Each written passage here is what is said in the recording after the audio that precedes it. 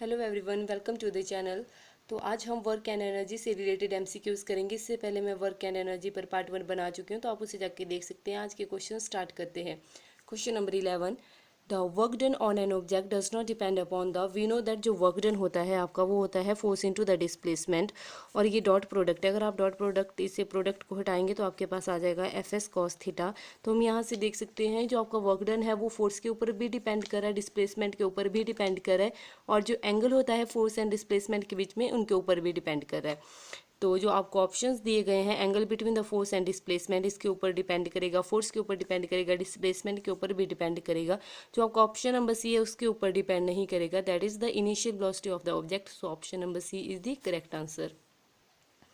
Then question number 12, the energy possessed by a body due to its change in the position or shape is called। Question number 12 में बोला गया है कि कोई object है, object की पोजीशन और शेप में चेंज आ रहा है, उसकी पोजीशन और शेप में चेंज आने के कारण कोई एनर्जी उसमें स्टोर हो रही है, तो वो कौन सी एनर्जी होगी। तो options are heat energy, B kinetic energy, C potential energy, D chemical energy. So we know that जो आपका ऑप्शन नंबर सी है that is the correct answer, potential energy. मान लीजिए कोई ऑब्जेक्ट है आपके पास, आपने क्या उस ऑब्जेक्ट को कुछ हाइट पे लेके गए, आप उस ऑब्जेक्ट को हाइट पे लेके गए, तो यहाँ पे देखिए हाइट h और उस ऑब्जेक्ट का अपना मास होगा कुछ m, और ग्रेविटी नीचे की तरफ एक्ट करेगी। तो यहाँ पे पोटेंशियल एनर्जी होगी आपकी, potential energy that is the mgh। ये तो चलिए आपका पोजीशन का एग्जांपल हो गया कि उसकी पोजीशन में चेंज आया तो उसकी वजह से उसमें एक एनर्जी स्टोर्ड हो गई और वो पोटेंशियल एनर्जी है। अगर हम शेप की बात करें तो हम शेप में देखेंगे कि जैसे हमारे पास स्प्रिंग होता है, जब हम स्प्रिंग को कंप्रेस करते हैं या फिर उसको पुल्ड आउट करते हैं, मतलब बाहर की तरफ खींचते हैं, तो उस टाइम क्या होता है उसकी शेप में चेंज आता है। जैसे शेप में चेंज आ रहा है तो उसमें एक एनर्जी स्टोर्ड हो जाती है, that is called potential energy. So option number C is the correct answer. Then question number 3, a man of mass 50 kg jumps to a height of 1 meter. His potential energy at the highest point is। Question 13 में बोला गया है एक man है जिसका wait जो है 50 kg है और वो 1 मीटर हाइट से जो है जंप कर रहा है। तो पूछा गया है कि जो 1 मीटर हाइट हाईएस्ट पॉइंट पर पोटेंशियल एनर्जी कितनी होगी जहाँ से उसने जंप किया है। सो वी नो दैट जो आपके पोटेंशियल एनर्जी का फॉर्मूला होता है mgh।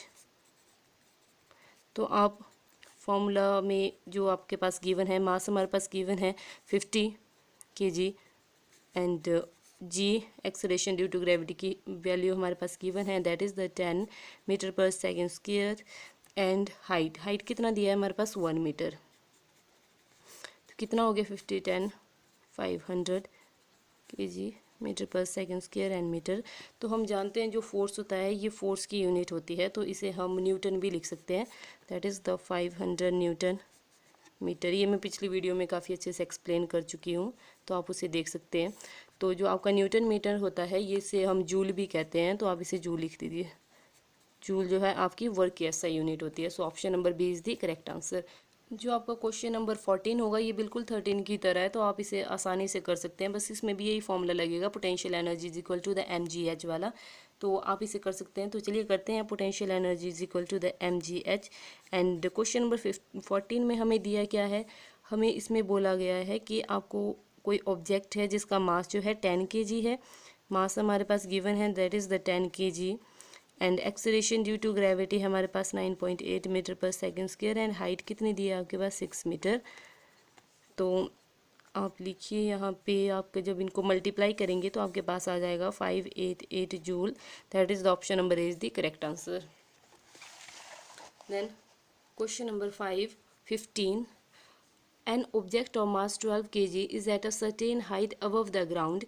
If the potential energy of the object is 480 joule, find the height at which the object is with respect to the ground। Question में आपको देखिए गिवन क्या है, मास गिवन है आपके पास, पोटेंशियल एनर्जी गिवन है आपके पास, एंड आपको बोला है कि हाइट निकालनी है, जी भी दिया हुआ है। तो पोटेंशियल एनर्जी का फॉर्मूला क्या होता है उसे लगाइए, mgh होता है। पोटेंशियल एनर्जी कितनी दी गई है 480 जूल, एंड मास दिया है 12 kg, आपके पास एक्शन ड्यू टू ग्रेविटी की वैल्यू है मीटर सेकेंड -2, एंड हाइट बोला है निकालने के लिए, तो h is equal to the 480 joule upon 12 kg into the 10 metre पर सेकेंड स्क्वायर। जब आप इसको पूरी तरह से सिंप्लीफाई करेंगे तो आपके पास यहाँ पे 4 मीटर आंसर आएगा। सो option number A is the correct answer. Question number 16, the spring will have maximum potential energy when. तो हमने जो पोटेंशियल एनर्जी, जब हमने इसकी डेफिनेशन को डिस्कस किया था तो मैंने आपको बताया था कि पोटेंशियल एनर्जी वो एनर्जी होती है जो किसी ऑब्जेक्ट की पोजीशन में अगर चेंज आ रहा है या फिर शेप में चेंज आ रहा है, जिसके कारण क्या है उसमें एक एनर्जी स्टोर्ड हो जाती है, तो उसे हम पोटेंशियल एनर्जी कहते हैं। तो आपने स्प्रिंग लिया, ठीक है। स्प्रिंग जो है, स्प्रिंग में मैक्सिमम पोटेंशियल एनर्जी कब होगी? जब स्प्रिंग को आप पुल्ड आउट करेंगे, मतलब बाहर की तरफ खींचेंगे, या फिर ऑप्शन नंबर बी में बोला गया है कि जब आप उसे कंप्रेस करेंगे, या फिर C both A and B, and option number D neither A nor B. तो हम ये डिस्कस कर चुके हैं कि जैसे आप स्प्रिंग है, स्प्रिंग को आपने कंप्रेस किया या फिर पुल्ड आउट किया, तो वहाँ पे क्या है कि एक एनर्जी स्टोर्ड हो जाती है और वो एनर्जी होती है potential energy. So option number C is the correct answer. Then question number 17, the energy possessed by an oscillating pendulum of a clock. मान लीजिए क्लॉक है, ये उसका पेंडुलम जो है ऑक्सीलेट कर रहा है, तो अपनी पेंडुलम जो है अपनी मीन पोजीशन से पहले ऐसे जाएगा, देन यहाँ पे आएगा फिर से, फिर अपने फिर से मीन पोजीशन पे पहुँचेगा। तो आप यहाँ पे देख रहे हैं ऑब्जेक्ट जो है वो मोशन में भी है और वो सर्टेन हाइट भी अटेन कर रहा है, तो मतलब यहाँ पे potential energy and kinetic energy दोनों होगी। So option number D is the correct answer, क्योंकि जो मैकेनिकल एनर्जी होती है उसमें आपके काइनेटिक एनर्जी भी आती है एंड पोटेंशियल एनर्जी भी आती है। सो option number D is the correct answer. Then question number 18, the form of energy possessed by a flying bird is, options are kinetic energy only, B potential energy only, C both kinetic energy and potential energy, या फिर D neither kinetic energy nor potential energy। तो flying bird है, उसकी position में भी लगातार change आ रहा है, वो मोशन में है, ठीक है। उसकी शेप जो है, उसकी शेप में भी चेंज आ रहा है, कभी वो अपने पंख ऐसे ज़्यादा फैला देता है, कभी कम कर लेता है, तो वहाँ पे क्या हो गया, आपकी both kinetic and potential energy होगी। So option number C is the correct answer. और जो आपका बर्ड होता है वो देखिए सर्टेन हाइट के ऊपर भी होता है, जब उड़ रहा होता है तो हाइट के ऊपर है, तो मतलब वहाँ पे पोटेंशियल एनर्जी तो होगी ही होगी, एंड साथ में मोशन में है तो काइनेटिक एनर्जी भी होगी। So option number C is the correct answer. Then question number 19, the falling water then rotates the turbine to generate electricity. Which type of energy it possesses?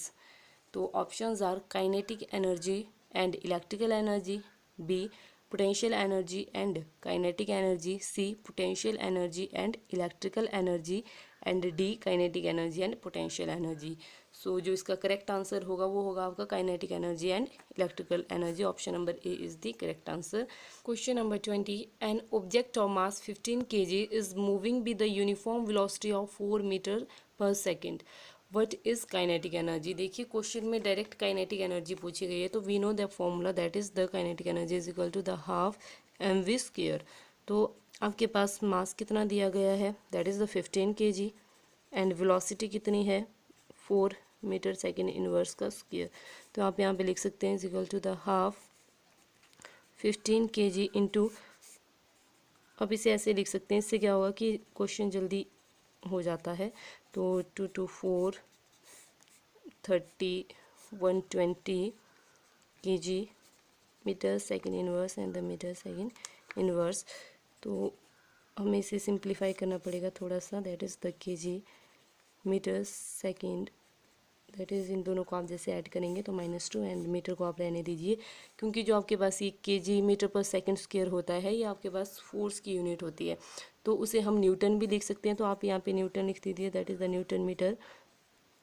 और we know that जो newton metre होता है आपका वो joule होता है, ये work की यूनिट होती है। So 120 joule. So option number B is the correct answer. Thank you.